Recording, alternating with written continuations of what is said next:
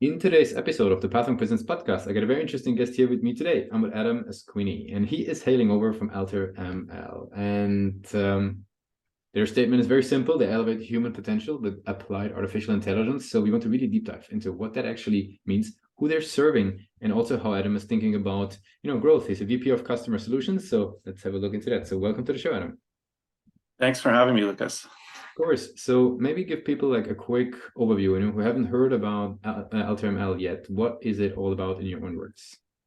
Awesome, thanks. AltaML is an applied AI scale-up based out of Alberta, Canada.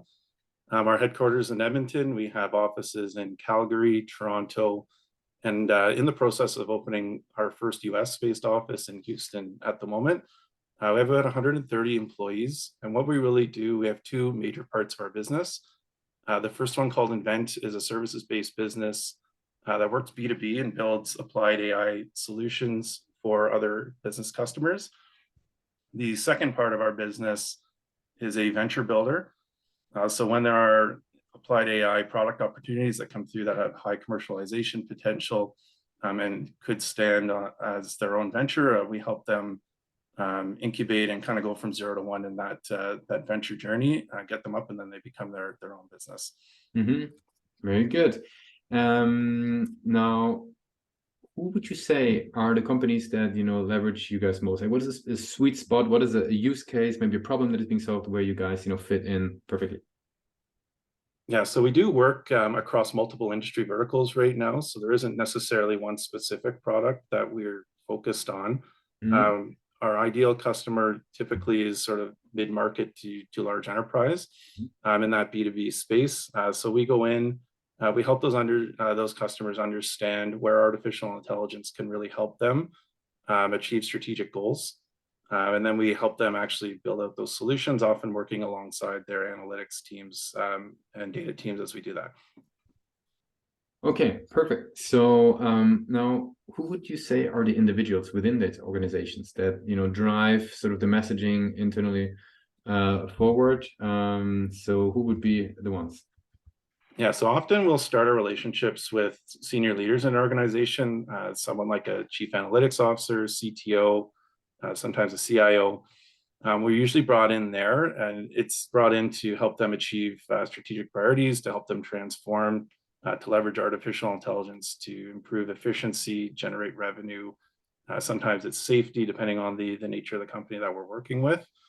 Once we've established there, we'll work alongside the analytics teams of that organization to help actually build and develop the AI solutions. The actual end user is typically a business unit within that enterprise. So we kind of say it's the customer of the customer. We will be helping those analytics teams with their other business units, solving problems, building artificial intelligence solutions that really make them more efficient and effective. Very cool. Now, if we talk a little bit about how people are getting to know you guys, what would be sort of the channels that you guys leverage to, basically attract and, guide those folks through the buyer's journey? Yeah, so we do leverage multiple channels. Again, different tactics will work for different industries and different types of companies.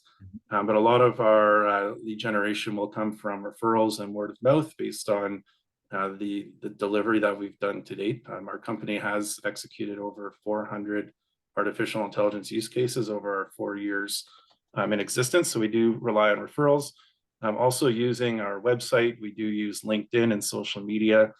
And we participate in the ecosystem. We do have a talent accelerator program that helps to build the next generation of data science and artificial intelligence talent while we build relationships with the industry. We participate in showcases, fundraising events, and other events like that to kind of get the word out. Gotcha. Very cool. Now, tell me a little bit, maybe you mentioned the website there. Tell me a bit about the website. What role does the website play in their journey of getting to know AltaML? Yeah, so we've put a lot of work into our website over the last year. As we get, especially inbound traffic, looking at what is AltaML, what can it do? There's also a lot of people that are very interested in sort of what artificial intelligence can do to help their business. They'll come to our website. It provides a lot of information about sort of our company, our values, who we are, and the type of work that we've done. We've put case studies onto our website so that you can get a sense of the work that we've done and the impact it's had in other businesses. We're continuously adding more content to do that.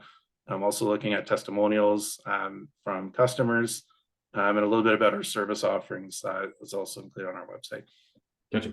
Very good. Now, actually, is there something that you've learned over the years, working in, customer related roles? Like, is there something that you've seen, that actually helps driving people from the website to actually getting started? What you guys have watched a demo, conversion goal, for example, anything like maybe advice, methodologies, technologies that you felt actually helped to drive the needle when it comes to driving results from the website?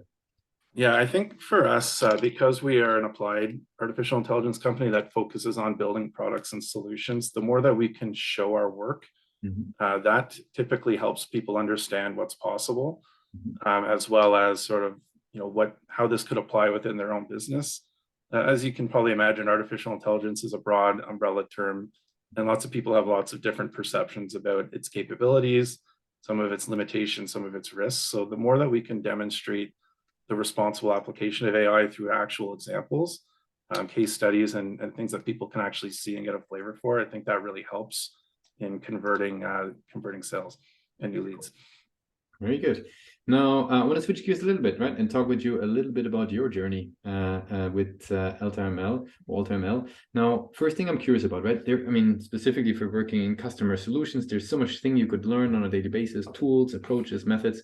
Where do you personally like to, get your sort of nuggets of insight? Is there certain groups online, peer groups, blogs, podcasts? Where do you, get good information with all the noise out there? Yeah, that's a great question, and you're absolutely right that it's it's a never-ending, endless learning journey, which I quite enjoy about the job I'm in, as well as the industry overall. As far as where I go to learn, it's a combination of things. I like to read books. I like to actually get on LinkedIn. There's a few good channels that I follow. Emerge with a J, very good insights into artificial intelligence and its applications. Follow Andreas Welch, the VP at SAP. He's also generates a lot of content and gets good discussions going about sort of industry trends. Listen to podcasts. So I try and absorb that, but I also really learn from actually doing the work. So although I'm at a VP role, I'm pretty active in engaging in our projects and working with our project teams to stay current. The technology changes all the time. And I find that that's a really good way to kind of keep up with it and understand what's working, what's not working, and how we need to continue to evolve our service offerings to remain relevant. Very good. Now, I got some rapid fire questions to wrap it up for today. Are you ready for those? All right, let's go. Very, very good. So now, first and foremost, what's the last book that you read or the last podcast you listened to?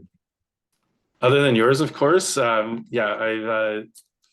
been reading Infonomics. It's a book by Doug Laney from Gardner. It's a really cool book that sort of explains how to treat information and data as an asset and monetize data. So a good framework for that. So I'm sort of an in progress. And then some of those other blogs that I mentioned in my previous answer, I'm actively reading those as well. Very good. What's one single thing that your company is focused on the most at the moment? Yeah, because we have the two different areas of our business, maybe I'll cheat and say two, but within our event services business, it's really continuing to grow and scale that part of the business, delivering really high quality customer experience and operating in a lean way so that we remain competitive on pricing and we're delivering a really high quality output for our customers. On the scale product side of our business, it's launching some of our ventures to get them out in the market. So that's, I guess, the two focus areas for us right now. Very, very cool. And very last question, right? I'll do a bit of time travel with you. Let's go back to the days of Royal Military College, right? So you're getting all the way back. Now you're heading out of formal education into the world of, basically IT. You were actually working in national defense as well before. Like, what would be your advice for your sort of journey in tech? Yeah, that's a great question. I think overall, it's be curious. You have to really be curious to be effective and really strive to always develop yourself, learn. Royal Military College and Canadian Forces, which was the first 14 years of my career, was a really rewarding part. Great opportunity to kind of be able to go to school and serve in our military in sort of an IT and communications capacity. So there was a lot of training provided there. But just like any other program, it's what you make of it and how much you really lean in to absorb it and, engage in there. So despite, the formal training that I was offered through those programs, I've always been active in my own professional development. I'm taking additional courses, certifications, and trying to stay current as much as I possibly can. So I guess advice for me back in the day, or for others, would be just continue to stay hungry and curious. Especially in a field like tech, things always change. So yeah, you have to just always be willing to learn and adapt. Very cool. And I really appreciate you joining us today on the show. I want to give you the very last word. If somebody would be forgetting all that we discussed about AltaML, what's the one thing people should remember?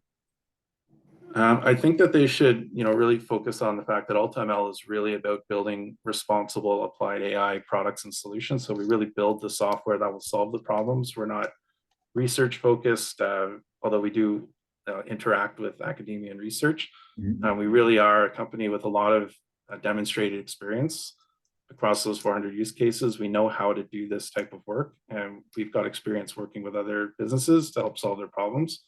So if you're curious, then that AltaML will be a great company to reach out to. We'd love to hear from you.